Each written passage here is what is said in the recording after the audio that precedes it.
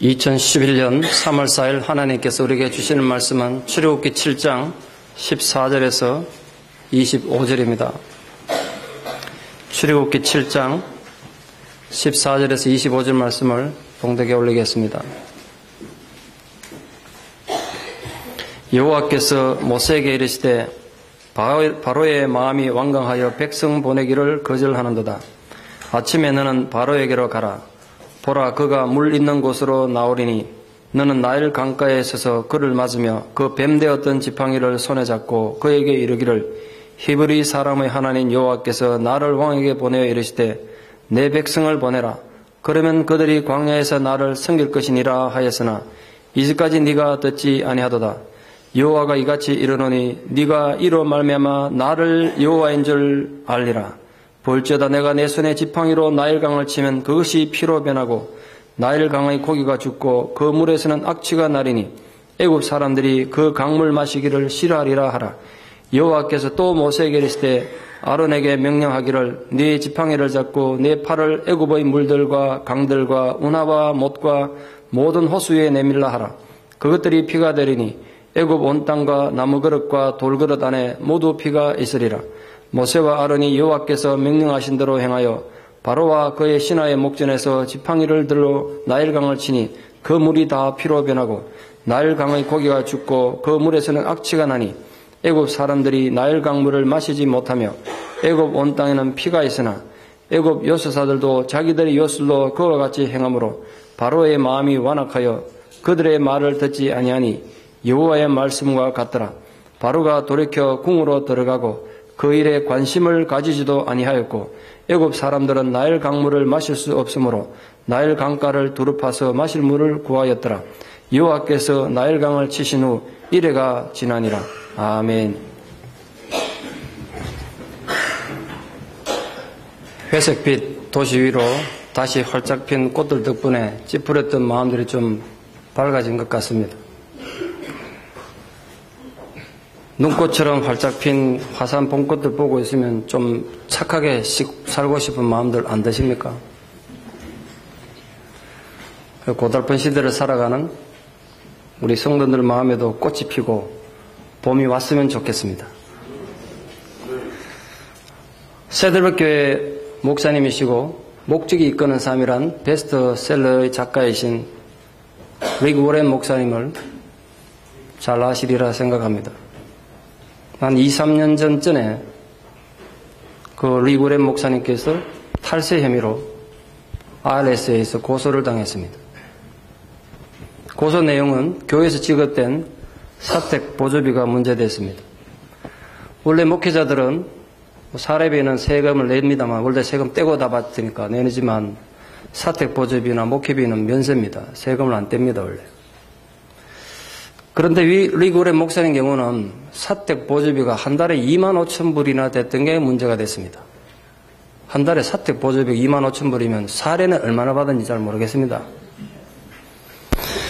근데 그 부분의 사택 보조비가 저 같은 일반 목사들의 사례비에 18배가 넘습니다. 그래서 IRS는 당신이 세금을 적게 내려고 세금 내기 싫어서 일반 사례비를 사택 보조비로 돌려서 받은 거 아니냐. 그러니까 이게 탈세다. 그래서 고소를 당한 겁니다. 오해받을 만했다는 생각이 됩니다. 주택보조비로 너무 액수가 컸기 때문에. 그러나 리그 워렌 목사님은 자신은 교회로부터 정당한 사택보조비를 받았고 이건 면세기 때문에 세금을 낼 필요가 없다. 그 역시 또 IRS를 상대로 맞고소를 했습니다. 자기가 사는 동네에는 한 달 페이먼 수준이 그 정도 된다는 거예요. 그 동네가 어떤 동네인지 모르겠습니다만. 이게 한동안 미국에서 아주 이슈가 돼서 연일 뉴스에 올라오는 걸 제가 보고 저도 걱정을 하는 마음으로 봤습니다. 이게 어떻게 결론이 날 건가. 근데 다행히 부분에서 리그 워렌 목사님 손을 들어줬습니다. 목사님 탈세한 게 아니고 목사님 사는 동네에는 그 정도 페이먼이 필요한 동네다. 그렇게 결론이 났습니다.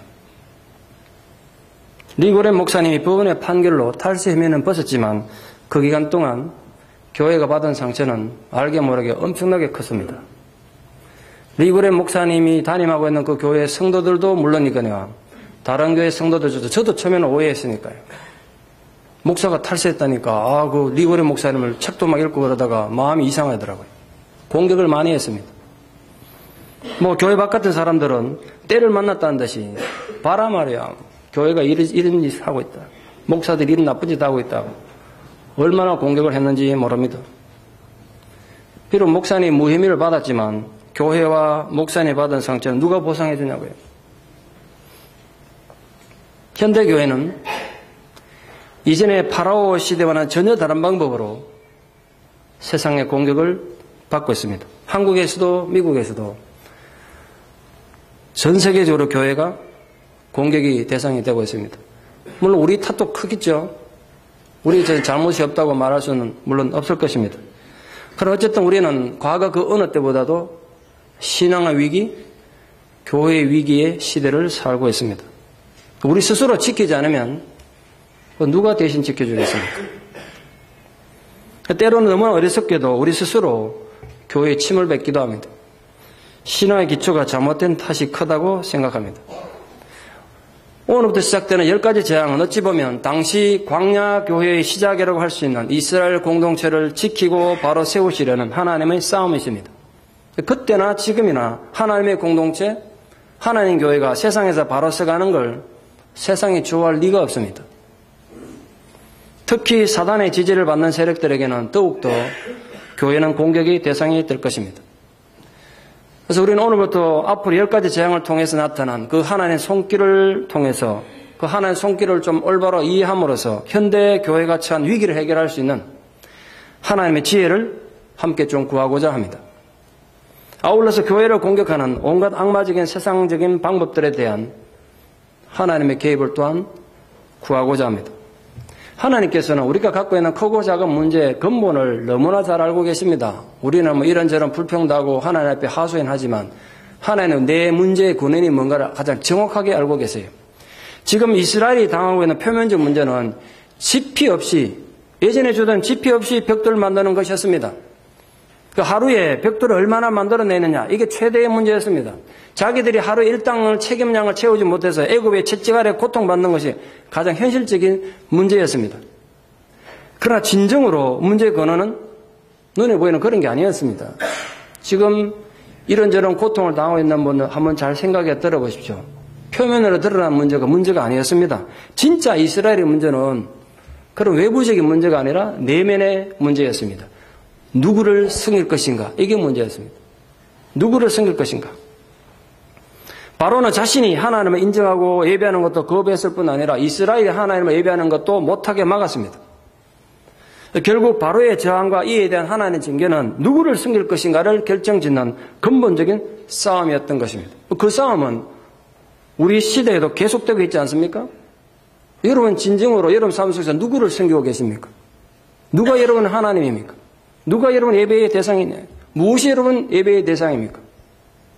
그 싸움 우리에게도 계속되고 있습니다.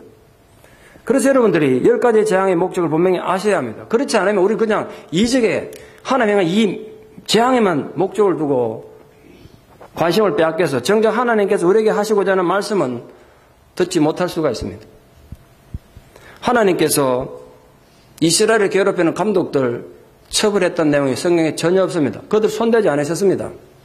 악을 행해도 그냥 뒀습니다. 이스라엘 백성들이 짚이 부족해가지고 고통받을 때 이 짚을 좀 채워달라고 얼마나 기도했겠습니까? 하나님 그런 거 기도 들었지 않으셨습니다. 그들이 벽돌 숫자를 좀 감해 주셔가지고 노동을 좀 수월하게 해달라고 얼마나 기도하셨겠습니까? 그러나 하나님 그런데 관심 두지 않으셨습니다. 그건 문제의 근본이 아니었기 때문입니다. 오늘도 여러분들이 이런저런 기도를 많이 하시겠습니다만 그것이 정말 하나님 보시기에 내 문제의 근본인가? 그건 똑바로 판단하셔야 됩니다. 궁극적으로 하나님께서 바로에게 진노한 이유가 뭔지 아십니까? 단지 이스라엘을 못살게 괴롭혔기 때문이 아닙니다. 이스라엘 백성들이 하나님을 섬기려고 하는 걸 못하게 하고 막고 있었기 때문입니다. 그래서 하나님께서 바로에게 모세를 보내가지고 지금 너희 문제가 뭔지를 문제의 근본을 말씀하셨습니다. 그 문제의 근본을 말씀하시면서 바로의 죄를 증거하게 하셨습니다. 바로가 잘못됐다는 걸 지적하신 거예요. 자기 죄를 하나님 앞에 정확하게 지적받는다는 건 신앙인으로서 굉장히 큰 은혜입니다. 여러분이 예배에 오시거든 다른 어떤 것보다도 물론 복을 많이 받으셔야겠습니다만 예배를 통해서 자신의 문제를 지적받고 돌아간 은혜가 있기를 축원합니다. 그래야 우리가 살아나요. 여기서 사람들 중심이 드러난다고요. 중심이 드러나. 자신의 죄를 지적받을 때 겸손한 사람들은 그걸 받아들이고 낮아지겠지만 교만한 인간들은 그 죄를 지적받고 더 강팍해졌다는 거예요. 본문에 보시면. 전 목회하면서 그런 경험을 수없이 해봤습니다. 그리고 굉장히 중요하게 생각해요. 내가 죄를 지적받았을 때 회개할 수 있는 마음이 생긴다는 게 얼마나 큰 은혜인지 모릅니다. 그래서 그 사람은 산단 말이에요. 다시 삶의 기회가 있을 것이기 때문에. 하나님의 말씀은 우리로 하여금 단순히 그냥 듣고 감정적인 만족에 그치게 하지 않습니다. 자기 내면의 모든 체면을 다 버리고 굴복하게 하든지 아니면 자신의 완악함을 붙들고 끝까지 싸우든지 그렇습니다. 저도 많이 경험해봅니다만 여러분이 정말 하나님께서 여러분 문제를 지적할 때 그 들을 만한 귀가 없으면요 결국은 여러분 삶이 계속 꼬일 겁니다. 때로는 요즘처럼 감기가 유행해가지고 우리를 막 힘들게 할 때 그게 그냥 감기로 오지 말고 여러분의 삶을 좀 돌아보는 계기가 되기를 축원합니다. 저도 감기 들어가지고 몇 주 전에 아파 보니까요 막 꼼짝을 못하니까 회개가 막 저절로 튀어나옵니다. 침상에서 무릎 꿇고 앉아가지고 하나님 이 감기 하나 들면 아무것도 못하는 거니 뭐 그렇게 교만해가 잘났다고 제가 떠벌렸습니다. 용서해달라고 회개를 막 했습니다. 그래서 그랬는지 하나님 감기를 가져가셨다가 말았습니다. 지금. 여러분 아무것도 안 해 우리 인간이. 아무것도 아니야. 그 부탁인데요. 하나님께서 여러분의 문제를 지적할 때 들을 수 있는 귀를 가진 분 진짜 복 있는 사람입니다. 우리 그런 성도가 되셔야 돼요. 오늘 바로 문제는 그거예요. 오늘 10가지 재앙은 하나님께서 바로 아무리 지적해도 자기 잘못에 반응하지 않는 바로와 싸우신 겁니다. 하나님께서는 군대의 힘이나 사람의 힘을 빌리지 않고 친히 자신의 지혜와 능력으로 그 불순종하는 하나님께서 죄를 지적해줘도 반응하는 바로와 싸우신 것입니다. 그런데 하나님은 하나님이시고 우리 인간이 아니다 보니까 불순종에 대해서 진노하시면서도 우리 인간들처럼 마구잡이로 처벌을 안 하시더라고요. 우리 같으면 막 단순히 막 요지를 낼 텐데 그렇게 하지 않으셨어요. 하나님의 진노는 우리 같은 감정적인 보복이 아니었기 때문입니다. 자존심 싸움이 아니었기 때문에 그래요. 그래서 먼저 모세를 또 바르게 또 보내가지고 또 충분히 설명하세요. 오늘 본문 보십시오. 내 백성을 보내라. 그들이 광야에서 나를 섬길 것이다. 그런데 네가 아직도 내 요구를 거절하고 있구나. 이걸 거절하면 내가 징계를 내릴 것이다. 징계의 내용은 애굽에 있는 모든 물들이 피로 변할 것이다. 너희들이 신성시하고 신으로 숭배하고 있는 풍요의 근원인 나일 강물도 물론 포함된다. 이 재앙의 목적은 내가 너희들이 이 재앙을 통해서 내가 여호와인 줄 아는 데 있다. 이게 초점이에요. 재앙이 중요한 게 아니고 그 재앙을 통해서 내가 여호와인 줄 아는 데 있다는 거예요. 그래서 드디어 재앙이 시작된 겁니다. 애굽에 내린 첫 번째 재앙은 바로 애굽의 경제와 종교의 핵심장부였던 나일 강물과 또 그 운하들과 모든 물들이 모조리 피로 변하는 저주였습니다. 애굽의 풍요의 상징이며 생명의 젖줄인 나일강이 일시에 피로 변하고 치명적이고도 끔찍한 그런 재앙이 닥친 겁니다. 애굽 백성들이 신으로 섬기는 나일강이 피로 변한다는 건 강이 죽는다는 소리 아닙니까? 그 나일강이 죽으면 이때까지 강에서 받던 혜택을 다 잃어버리게 되는 겁니다. 엄청나게 두려운 일이 아닐 수 없습니다. 나일강뿐만 아니라 모든 운하와 호수와 웅덩이들이 모두 피로 변했습니다. 그 당장 마실 물조차 없어서 물을 구하러 다녀야 됐다고 오늘 본문이 말하고 있습니다. 당연한 일이겠습니다만 여기서 우리가 한 가지 또 질문을 해봐야 합니다. 왜 하나님께서 숱한 방법을 놔두고도 애굽에 내리신 첫 번째 재앙이 나일강을 피로 만드는 것이었는가 하는 것입니다. 제가 이 부분을 생각하면서 도대체 이유가 뭘까 묵상하다가 몇 가지 이유를 한번 떠올려 봤습니다. 그 속에 우리를 향한 어떤 교훈과 의미가 있겠는가? 그렇다 제가 맨 먼저 떠올린 것은 이것입니다. 여러분 이미 우리 출애굽기 서론 부분에서 보셨습니다만 하나님께서 이 이스라엘 후손들에 대한 히브리 자손들에 대해서 그들을 죽이려고 나일강에 던졌던 애굽인들의 악행에 대한 보복이라고 분명히 생각합니다. 애굽왕 바로는 히브리 사내아이가 태어나면 나일강에 던짐으로써 이스라엘의 뿌리를 뽑으려고 했습니다. 민족을 단절시키려고 그랬어요. 실제로 히브리 아이들이 얼마나 많이 강에 던져 죽었는가 그건 정확히 알 수가 없습니다. 기록이 없으니까. 그러나 분명히 그런 사실이 있었다는 건 우리 이미 배우셨습니다. 그런데 이제 보십시오. 히브리 사내 아이들을 마음대로 던져 죽이던 그래서 애굽의 막강한 힘을 상징하던 그 나일강이 피로 변함으로써 애굽인들의 고통의 뿌리가 됐습니다. 상황이 완전히 역전된 거예요. 아울러서 이 재앙은 마지막 재앙인 홍해에서 애굽 군대가 바다에 빠져 죽는 그 애굽 운명에 대한 서막입니다. 이스라엘의 구원의 시작과 끝이 모두 물과 관계된 내용적인 평행관계가 분명히 있는 겁니다. 그렇다면 여기서 피는 분명히 이후 홍해에서 애국 군대의 죽음을 피를 상징하는 것으로 제가 이해한 것입니다. 더 중요한 건 이것입니다. 당시 애국 문명의 위대성은 전적으로 나일강이 주는 나일강의 혜택이었습니다. 생명의 강 나일강이 주는 혜택이었다고요. 따라서 나일강에 대한 공격은 애국 문화 자체에 대한 공격을 의미합니다. 잘 아시다시피 나일강은 인류 문명이 발생한 4대 강 중에 하나입니다. 그만큼 인간 생존에 중요하고 의미 있는 강이라는 걸 역사가 증명한 것입니다. 4대 문명 발상지니까. 당연히 나일강은 애국을 번영하게 하는 풍요의 상징이었습니다. 오랜 세월 그랬습니다. 애국은 운하를 파가지고 나일강으로부터 수백 킬로 떨어진 내륙에까지 그 나일강물을 끌어들여서 농사에 사용했습니다. 그 운하들은 지금도 사용되고 있습니다. 우리 지난번에 같이 성지순례 가셨던 분들 그 수백 킬로 떨어진 내륙까지 수많은 운하들이 파져 있는 거 보셨습니다. 거기 사람들이 인으로 다 판 운하들입니다. 그리고 나일강들이 주기적으로 범람해서 자연스럽게 만들어 놓은 호수도 있었을 것이고 수많은 웅덩이들도 풍요의 근원이었습니다. 물론 인위적으로 만든 저수지도 있었겠죠. 근데 그 모든 물의 근원은 나일강이었습니다. 원래 정치라는 게 다른 게 아니죠. 정치가 뭐 하는 겁니까? 물을 다스리는 겁니다. 물을 다스리는 게 정치예요. 그 물을 다스리지 못하면 나라를 다스릴 수가 없었던 건 동서고금을 막론하고 불변의 진리입니다. 그러니까 나일강은 단순한 강의 의미가 아니라 바로에게는 나라를 통치하는 데 가장 중요한 자기 인생의 철학의 발판이었던 것입니다. 그런데 이제 더 이상 그 나일강물은 애굽인들의 번영과 안전의 보루가 될 수가 없고 오히려 애굽 파멸의 원인이 될 것입니다.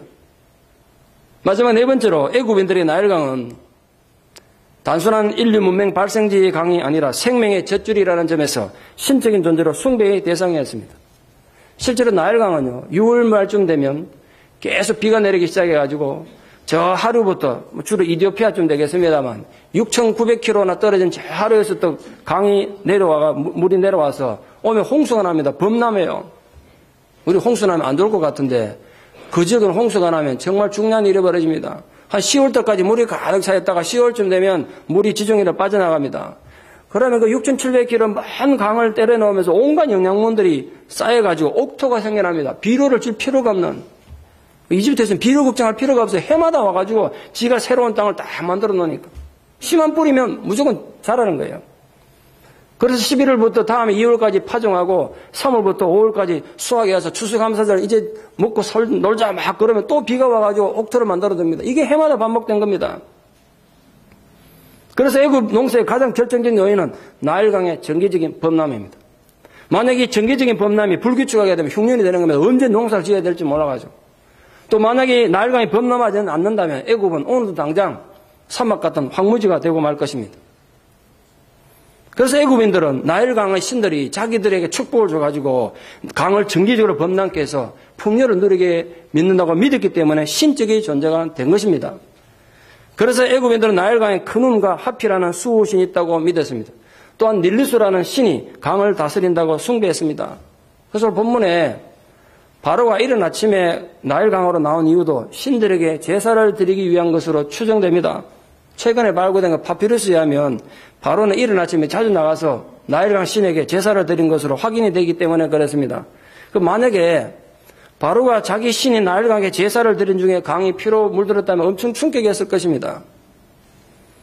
하나님께서 모세에게 지팡이로 나일강을 치라고 말씀하셨는데 이때 치라는 단어가 그냥 친다는 의미가 아니라 박살내다 죽인다는 뜻입니다. 모세가 강을 치는 순간 그냥 강에 물장구 친 게 아니라 애굽이 가장 숭배하던 나일강에 대한 나일강들의 신들에 대한 하나님의 심판이 부어진 것입니다. 피는 죽음을 상징합니다. 그러니까 하나님이 쳐서 나일강이 죽은 거예요. 한 대 맞고 죽은 거예요. 그냥. 애굽인들에게 모든 복의 근원으로서 신격화가 됐던 나일강을 치심으로써 애굽인들의 우상 뿌리를 근본부터 뒤흔든 것입니다. 여기서 우리가 늘 관심을 둬야 될 게 나일강에 무슨 일이 벌어졌나 이게 아니고 명백히 애굽에 대한 하나님의 심판 행위였다는 걸 아셔야 돼요. 이 이적의 궁극적인 목적은 하나예요. 내가 여호와라는 걸 너희가 알게 될 거란 거예요. 다른 것이 아니었습니다. 그걸 애굽에 알리는 데 목적이 있었어요. 그러나 나일강이 피로 변했을 때 이 바로가 뭐 했는가 보십시오. 자신의 마술사들 불러가지고 하나님의 행함과 똑같이 행하게 했습니다. 이번에도 기대를 저버리지 않고 바로의 마술사들은 자기들도 물을 가지고 피로 바꾸는 마술을 행했습니다. 그 결과 하나님의 능력이라는 걸 상대화시켜버렸습니다. 이런 이적이 뭐 하나님만 행할 수 있냐? 우리도 할 수 있다는 거야. 그러니까 하나님의 권위는 인정할 수 없단 말이에요.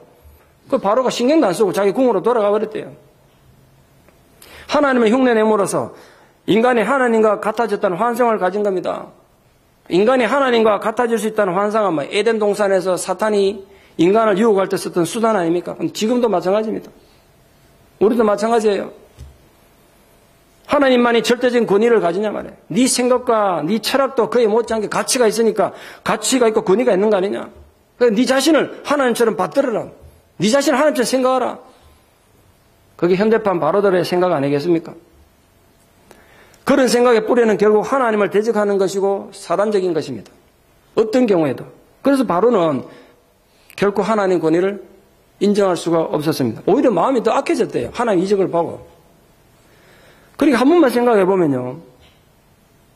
이 바로와 바로의 마술사들이 얼마나 한심한 일을 했는지 우리가 알 수 있는데 바로는 그걸 몰랐던 것 같아요.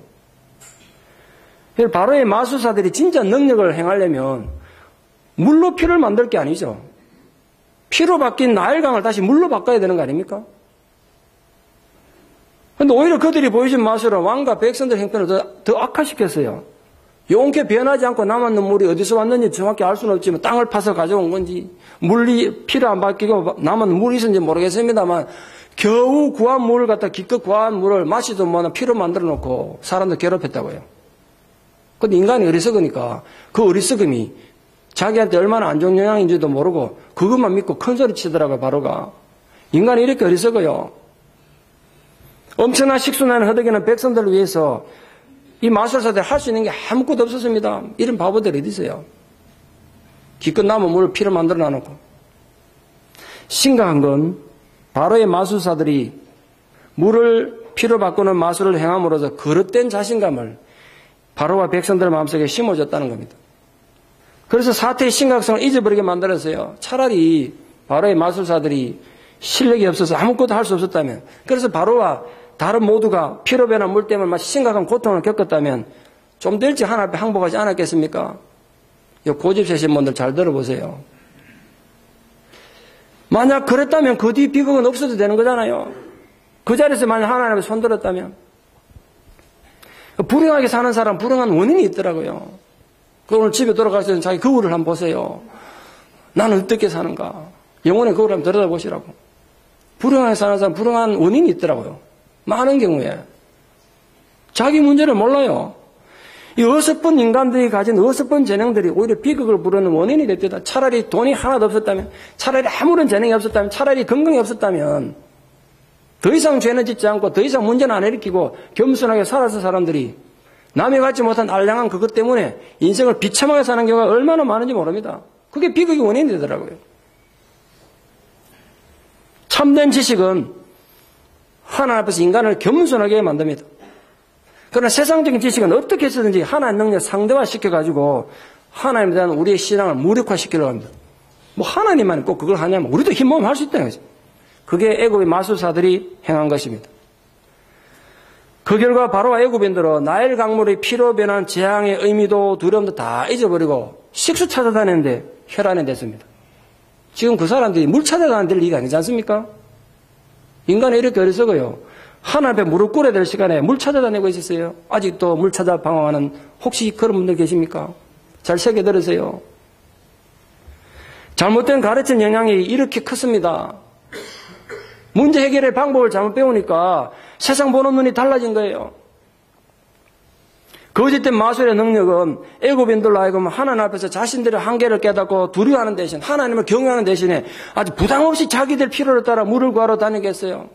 정녕 그들은 깨닫지 못했습니다. 그들의 목마름이 지금 물이 없어서가 아니라는 걸 몰랐다고요. 아모스 8장 11절에 이들 향한 하나님의 엄중한 선포가 있습니다. 내가 기근을 땅에 보내리니 양식이 없어 주림이 아니요 물이 없어 가람이 아니라 여호와의 말씀을 듣지 못한 기갈이다. 지금 애굽에 딱 어울리는 얘기 아니겠어요? 혹시 이 말씀 정말 필요한 분들 안 계십니까? 아직도 마음이 허전해가지고 저녁 6시 5분만 되면 어딘가 가고 싶고 이런 분 계십니까? 예? 노을만 져도 눈물이 나고, 예? 유행가 가사만 들어도 그때 그놈이 자꾸 생각나고 이런 분 계세요?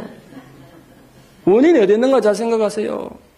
방법이 잘못됐어요. 여러분 마음이 허전한 건요, 그 무엇이 없어서가 아니에요. 하나님의 말씀이 없으면 누구나 목마른 거예요. 애탄다고요. 갈증이 생겨. 바로의 마술사들로 인해서 주어진 거짓된 지식이 진리를 꽉 막고 있는 겁니다. 그럼 하나님께서 그런 거짓들은 단번에 없애버리지 왜 그냥 우리 곁에 두냐? 그런 거짓된 교훈이 존재하는 이유가 뭐겠습니까? 바로 진실된 마음을 가려내기 위해서입니다. 제가 설교 준비하다 그 생각이 문득 들더라고요. 만약에 우리들이 주일날 예배 드리지 않고서는 아무것도 할 일도 없고 예배 드릴 수밖에 없는 상황에서 예배 드린다면 그 예배에 맞겠습니까? 다른 건 절대로 할 수 없어. TV를 주일날 보면 눈이 튀어나온다든지, 골프를 치러 가면 다리가 부러진다든지, 낚시 치러 가면 눈이 튀어나오든지 이러면 가겠냐고요. 반드시 교회를 가야 된다면. 그럼 무슨 예배가 되겠냐고요. 인간이 다른 어떤 선택의 여지도 없기 때문에 하나님만 선택해야 되고 하나님만을 섬긴다면 그게 진정한 예배가 되고 섬김이 되겠냐고요. 아니라고요.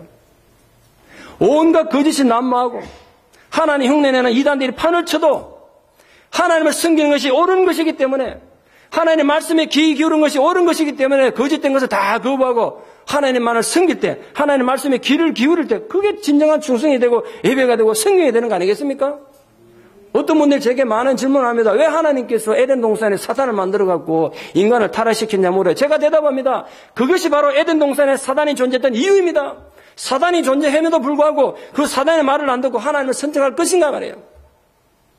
오늘도 우리 땅에 이 하나님의 영을 가져간 악한 세력들이 엄연히 존재한 이유가 거기에 있습니다. 하나님이 존재한다. 왜 우리 삶에 그런 부조리가 있습니까? 질문하는 분들에 제가 대답을 드립니다. 우리 삶 속에 우리가 믿음대로 살아도 온갖 부조리가 존재한 이유는 네가 바로 그런 부조리한 상황 속에서도 하나님을 신앙하겠느냐는 거예요. 그 상황 속에서 하나님을 선택하겠냐는 거예요. 그때 선택해야 그게 진짜 믿음이고 충성이지. 안 그렇습니까? 바로와 애굽인들이 마술사들에게 쉽게 속아 넘어간 건 결국 그들이 교만했기 때문이에요. 교만했기 때문에. 교만한 사람은요, 희한하죠. 거짓된 가르침에, 거짓된 교훈을 막 엄청난 흡인력을 빨아들이면서도 정작 하나님의 말씀에는 반응이 없어요. 반응은 안 해. 여러분, 유치부 어린애가 와서 읽어도 성경을 읽으면 우리 영향 받아야 되는 거 아닙니까? 맞는 거 아닙니까? 유치부 어린애가 읽어도 그게 성경에 영향을 받아야 된다고요. 그런데 하나님 말씀 반응을 안 해. 이상한 데만 반응하는 거야. 결국 내 문제 이거다. 내 영혼의 병들이 그 교만해서 그래요. 사람 넘어지고 자빠져야 이적인 줄 알아. 기가 차도 안 그래요. 진짜 신통한 거예요. 귀신하고 안 통하면 그럴 수가 없어요. 그게 신통한 거야. 그러므로 하나님께서 우리를 좀 낮추실 때 여러분 감사하시죠. 감사하셔야 돼. 그보다 더 큰 은혜가 없어요. 이번에 우리 집단으로 관계 드린 걸 감사해서 다음 주에 감사한 거 한번 합시다. 관계 한 장 굉장히 많아서 마음이 아파요. 우리가 여기서 다시 한번 깨닫게 되는 건 우리가 숱한 이적을 볼 수도 있는데 그 이적이 하나님의 주권을 인간에게 확신시켜주는 하나님에 대한 경외감을 불러일으키는 증거가 아니더란 거예요. 이적을 본다고 되는 게 아니더란 거예요. 우리 출애굽 사건에서 보여주듯이 이적을 목격했다고 해서 모든 사람들이 분명하게 하나님 존재를 깨닫는 게 아니더란 거예요. 우리는 사람이 살아나고 이적이 나면 될 것 같은데 그래 될 것 같으면 안 되더라고요. 저는 다 해봤다니까요. 해봤다니까. 그러므로 많은 이적을 목격하는 게 능사가 아니라 그 이적된 목격. 여러분 꼭 암 환자가 낫고 죽었던 사람이 살아난 이적이 아닙니다. 오늘 또다시 태양이 뜬 것도 이적이에요. 오늘 또다시 우리에게 주일 예배가 드려진 것도 이적이라고요. 기적의 눈으로 보면 기적 아닌 게 없어요. 여러분 아무 사고 없이 오늘 운전해서 교회까지 온 거 기적인 줄 믿습니다. 사고 나가지고 다리가 한 명에 부러져야 되는데 겨우 왔다 그리. 다 이적이라고요. 그 속에 있는 살아의 역사하신 하나님을 발견하고 믿는 게 중요한 거 아니겠습니까? 그게 없으면요, 아무리 기적이나 소용없더라고요. 그래서 오늘 본문 17절 말씀 보시겠습니까? 하나님은 뭐라 그러셨는가? 내가 내 손에 지팡이로 나일강을 치면 그것이 피로 변하고, 그래 선포하셨어요. 분명히 나일강을 친 거는 모세와 아론입니다.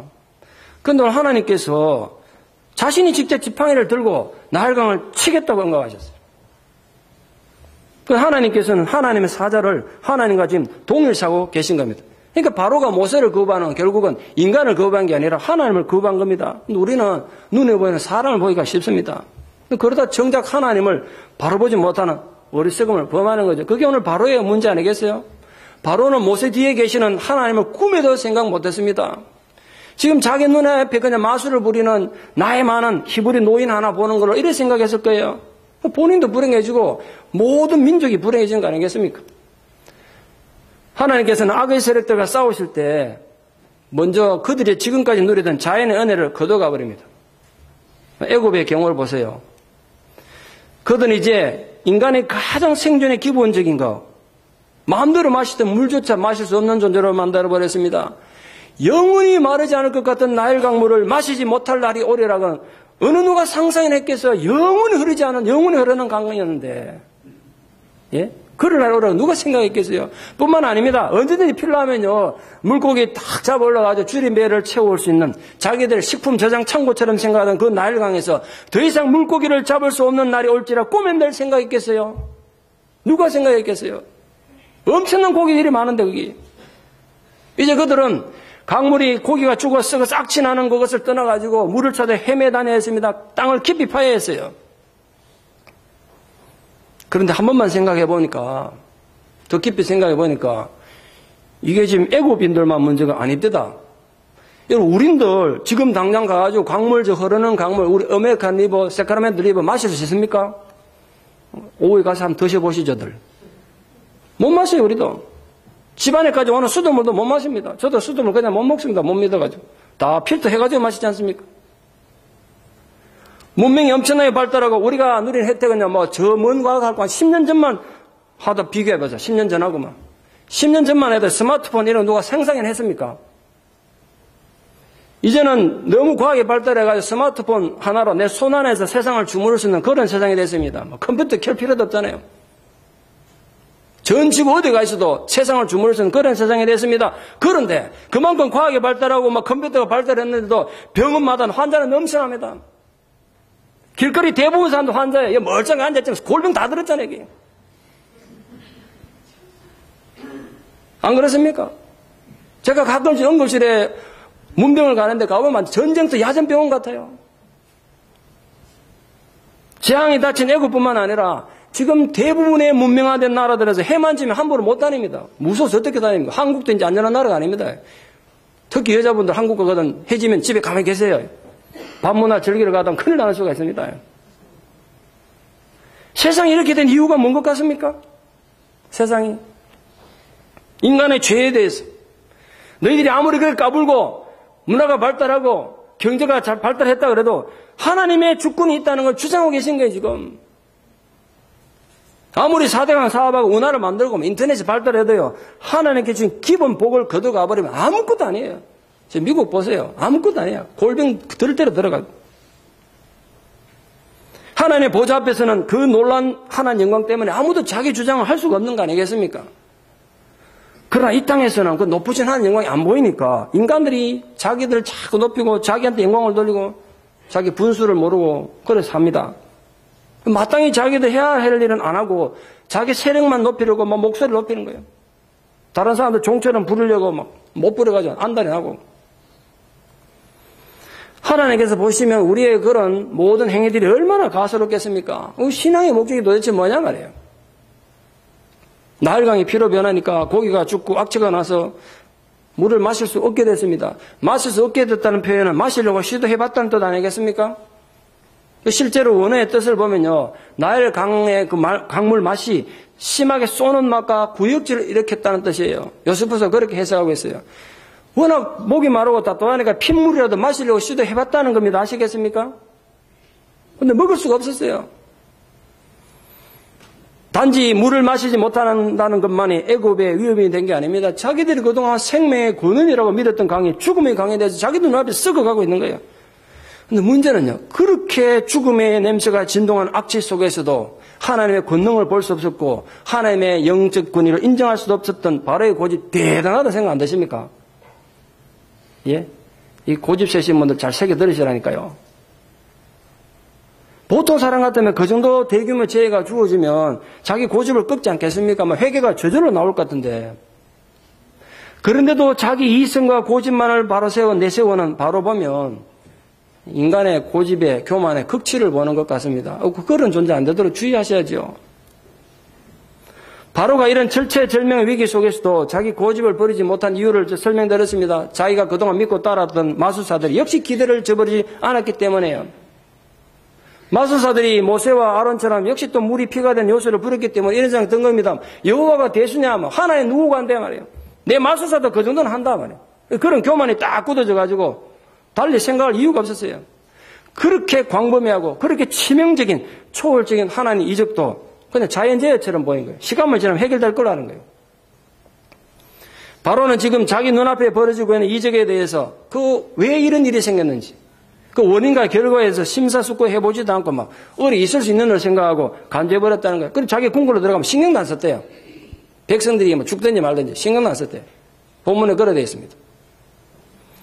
그도 그럴 것이 나일강 별명이 레드 리버라고 합니다. 레드 리버. 붉은 강이라고 불릴 정도로 가끔씩 상류에서 홍수가 날 때 붉은 진흙탕이 같이 내려오거나 아니면 갑자기 플랑크톤이 이상현상으로 많아지면 붉게 강이 변했다고 합니다. 그래서 나일강 별명이 레드 리버예요. 붉은 강이에요. 그런 자연현상 중 하나로 아마 바로가 생각했을지 몰라요. 그러나 이번의 경우는 그런 자연재해와는 분명히 달랐습니다. 나일강이 진흙탕물 또는 플랑크톤에서 붉게 된 경우는 고기가 죽을 일도 없고요. 악취가 나고 냄새 날 일도 없어요. 그런데도 바로는 자기가 믿고 싶은 대로 믿은 겁니다. 이건 자연현상이야. 믿고 싶은 거 믿은 거예요.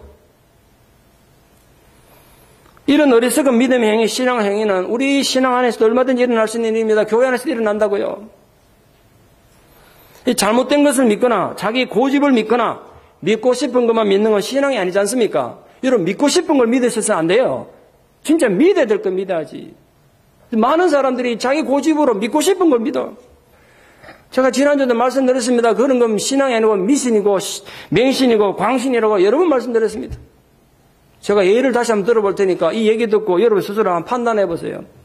2년 반쯤 전에 한국에서 뉴스에 나온 겁니다. 서울 영등포 경찰서에서 신도들에게 병을 낫게 해주겠다는 명목으로 헌금을 받아 챙긴 전직 여자 목사 73세 된 송모 씨를 사기 혐의로 구속했다고 발표했습니다. 내용 인적은 이렇습니다. 2008년 3월에 영등포구에 있는 어떤 교회에서 목사로 있으면서 은퇴하고도 목회를 했나 봐요. 폐암 말기에 있던 그 투병중인 신도 당시 49세에 있던 임모 씨에게 내가 당신한테 기도해주면 안수기도하면 병 낫는다 이거야. 그 대신 네가 내한테 먼저 헌금을 해 이래가지고 병 낫는 조건으로 헌금을 받았는데 무려 1억 6천만 원을 받았대요. 정말 죽는 사람이니까 지푸라기에 삼는 신용으로 재산을 다 줬나 봐요. 그것도 아깝지 않고 또 자기가 끼고 다니던 200만 원짜리 금팔찌까지 줬답니다.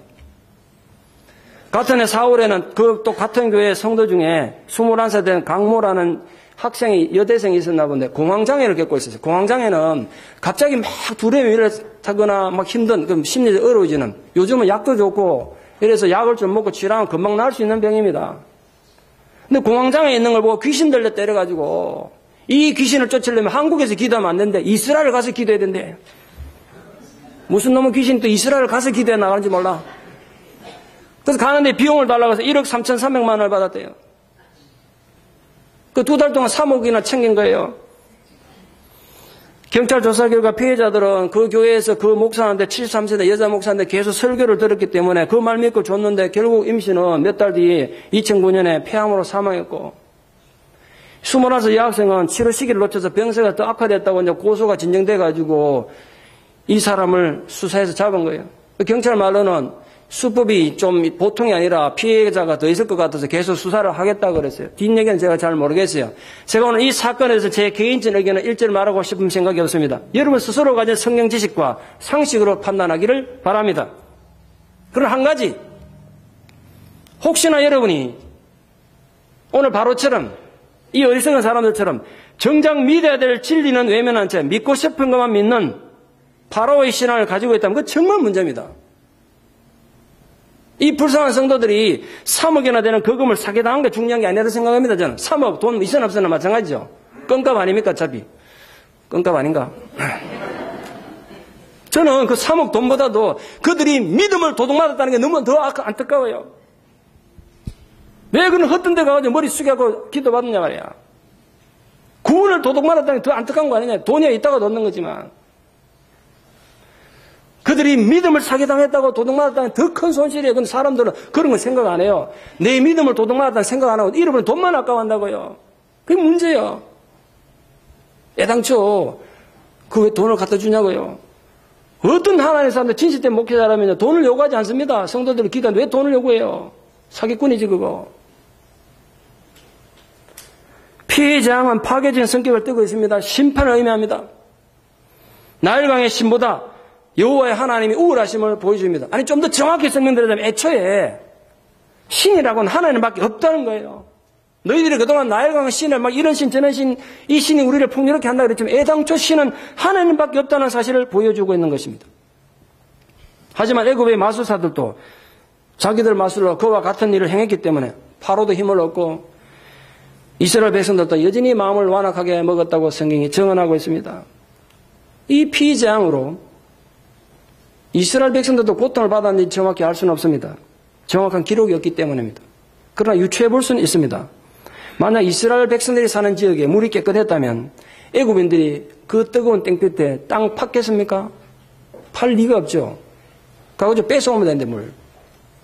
근데 그렇게 하지 않았다는 사실과 또 이후에 나중에 보면 이스라엘 지역에서는 하나님께서 재앙을 내리지 않았다는 표현이 나오는데 여기에서는 없는 걸로 봐서 제 생각으로는 이스라엘도 같은 고통을 당한 것으로 보입니다.